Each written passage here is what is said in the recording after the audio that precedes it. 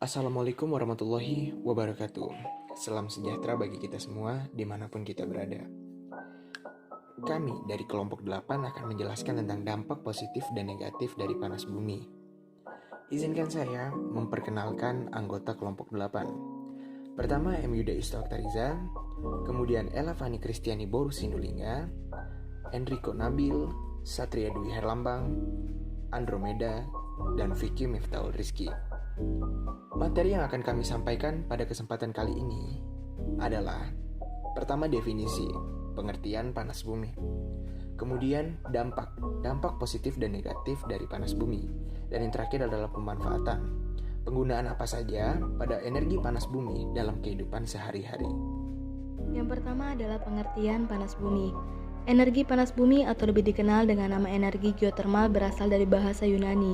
Dalam bahasa Yunani sendiri, kata geo memiliki arti bumi, sedangkan kata thermal memiliki arti panas, sehingga jika digabungkan, kata geotermal memiliki arti panas bumi. Energi panas bumi sendiri dihasilkan dan disimpan di dalam inti bumi, dan jika dibandingkan dengan bahan bakar fosil lainnya, panas bumi merupakan sumber energi bersih dan hanya melepaskan sedikit gas rumah kaca. Menurut Undang-Undang Nomor 27 Tahun 2003 tentang panas bumi, sumber daya panas bumi adalah sumber energi panas yang terkandung di dalamnya air panas, uap air, dan batuan bersama mineral, ikutan, dan gas lainnya, yang secara genetik semuanya tidak dapat dipisahkan dalam suatu sistem panas bumi, dan untuk pemanfaatannya diperlukan proses penambangan yang dapat dimanfaatkan untuk pembangkitan tenaga listrik atau pemanfaatan langsung lainnya. Selanjutnya adalah proses bagaimana terbentuknya energi panas bumi. Energi geotermal dihasilkan oleh panas dari dalam bumi. Energi panas bumi membangkitkan tenaga yang dapat diandalkan dan hampir tidak mengeluarkan gas-gas rumah kaca sama sekali. Tidak seperti pembangkit listrik lain yang harus membakar batu bara atau minyak bumi. Pembangkit tenaga listrik panas bumi memanfaatkan energi alam yang timbul dari sumber panas bumi untuk membangkitkan tenaga listrik guna kebutuhan rumah tangga dan industri. Energi panas bumi seperti air panas yang dididihkan dalam ceret. Kami menyebutnya sebagai konsep ceret. Alih-alih menggunakan kompor untuk mendidihkan air, energi panas bumi menggunakan panas dari dalam bumi. Cara kerjanya seperti ini. Panas alami bumi membentuk sumber daya geotermal atau panas bumi. Panas ini berasal dari batuan-batuan yang meleleh, disebut magma. Biasanya terdapat di kawasan gunung berapi yang tidak aktif. Magma tersebut terletak jauh di bawah permukaan dan sumber energi panas itulah yang mendorong pengembangan sumber-sumber energi panas bumi. Selama ribuan tahun, air hujan merembes melalui celah atau retakan pada permukaan bumi dan mengumpul di reservoir bawah tanah di atas magma. Magma ini kemudian akan memanaskan air ke temperatur di atas 500 derajat Fahrenheit untuk mendapatkan zat cair dan gas atau fluida yang bertemperatur dan bertekanan tinggi ini. Sumur dibor dari kedalaman 3.000 sampai 10.000 kaki dari permukaan bumi. Sumur-sumur produksi tersebut kemudian membawa zat cair panas bumi ke permukaan dan dapat digunakan untuk membangkitkan tenaga listrik. Karena tekanan tinggi dalam reservoir panas bumi, zat cair tersebut akan secara alami yang mengalir ke atas dan melalui fasilitas pengelolaan di permukaan air. Panas bumi mengalir melalui wellhead atau kepala sumur dan jaringan pipa sebelum dialirkan ke separator, di mana uap panas dipisahkan dari air panas. Air panas yang dipisahkan disebut brine, kemudian diinjeksikan kembali ke reservoir, lalu akan dipanaskan kembali oleh magma dan akhirnya dimanfaatkan lagi. Inilah yang menjadikan panas bumi sebagai energi terbarukan dari separator uap panas. Dialirkan ke pembangkit listrik melalui sistem jaringan pipa besar di atas permukaan tanah. Diameter dari jaringan pipa uap ini bisa mencapai 4 kaki. Jaringan pipa uap panas diinsulasi untuk mencegah lepasnya panas, karena jaringan pipa ini melintasi daerah sepanjang 3 km atau lebih. Jaringan pipa ini panas sekali dan akan memuai jika diisi uap panas. Oleh karena itu, pada setiap beberapa ratus kaki didesain pipa lingkar pemuaian. Uap panas melalui proses pemurnian terakhir untuk menghilangkan semua kotoran di dalam fasilitas scrubber. Kemudian, uap panas yang sudah diproses dialirkan ke pembangkit listrik.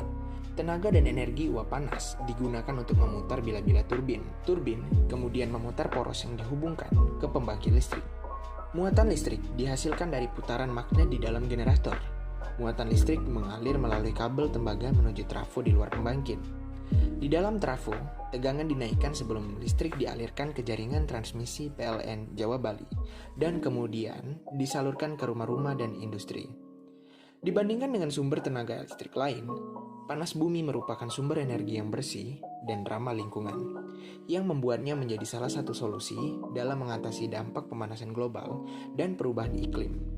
Panas bumi merupakan energi terbarukan karena dengan pengelolaan yang tepat, sumber panas bumi dapat terus menjadi sumber energi yang dapat diandalkan. Dampak positif dan negatif dari pemanfaatan panas bumi. Dampak positif. Yang pertama, memberikan pemasukan bagi kas daerah berupa bonus produksi panas bumi. Karena daerah yang dibangun PLTP akan mendapatkan pajak dan kenaikan pendapatan daerah. Yang kedua, energi yang relatif tidak akan pernah habis. Karena sumber energi ini terus-menerus aktif akibat peluruhan radio mineral. Yang ketiga, dapat menekan penggunaan energi fosil. Karena prinsip kerjanya mirip antara PLTP dan PLTU, maka prinsip kerja PLTU dapat digantikan oleh PLTP. Yang keempat, merupakan salah satu sumber yang paling bersih dan jauh lebih bersih dari sumber energi fosil yang menimbulkan polusi atau emisi rumah kaca. Itu disebabkan karena emisi karbon hasil buang lebih bersih dan lebih sedikit dibandingkan dengan PLTU. Dampak negatif dari energi panas bumi. Yang pertama, menghasilkan limbah, terutama limbah B3, bahan beracun dan berbahaya.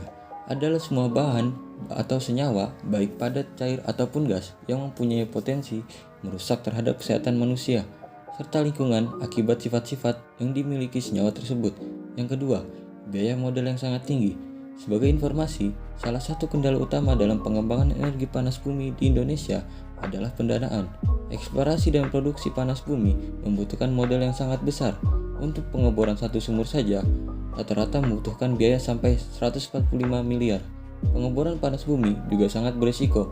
Eksplorasi tidak selalu berhasil mendapatkan uap panas bumi. Yang ketiga, pembangkit listrik tenaga panas bumi hanya dapat dibangun di sekitar lempeng tektonik di mana temperatur tinggi dari sumber panas bumi tersedia di dekat permukaan. Energi panas bumi adalah energi panas yang terdapat dan terbentuk di dalam kerak bumi. Yang keempat, pembangunan pembangkit listrik geotermal diduga dapat mempengaruhi kestabilan tanah di area sekitar karena adanya pengeboran panas bumi dan eksploitasi. Pemanfaatan energi geotermal dapat dimanfaatkan secara tidak langsung dan langsung. Pemanfaatan secara tidak langsung memiliki arti digunakan dengan proses atau tahap untuk dapat digunakan. Contoh pemanfaatan energi panas bumi secara tidak langsung adalah sebagai energi listrik, sedangkan secara langsung dalam wujud pemanfaatan energi panas untuk berbagai keperluan seperti pemanasan kolam renang, pengeringan hasil pertanian, perkebunan, pemanasan atau penghangatan, budidaya ikan, dan pemanfaatan panas untuk keperluan yang lainnya. Pemanfaatan secara langsung ini dapat terus berkembang dan bervariasi tergantung inovasi yang akan dibuat. Pengembangan energi geotermal untuk pemanfaatan langsung di Indonesia dilakukan untuk agroindustri, proses industri, dan pariwisata. Penggunaan energi geotermal mengeluarkan emisi rendah karena energi geotermal dimanfaatkan untuk pembangkit listrik atau pemanfaatan secara langsung. Dalam sistem pembangkit geotermal, fluida yang telah mendingin kemudian direinjeksi ke bawah permukaan bumi menuju ke reservoir, sehingga tidak ada fluida yang dibuang untuk mencemari lingkungan. Dengan demikian, terjadi siklus pemanasan, pemanfaatan, dan reinjeksi kembali fluida di dalam reservoir. Sekian penjelasan tentang dampak positif dan negatif energi panas bumi dari kelompok 8. Jika ada salah kata kami mohon maaf, pada Tuhan kami mohon ampun. Akhir kata kami ucapkan terima kasih. Assalamualaikum warahmatullahi wabarakatuh.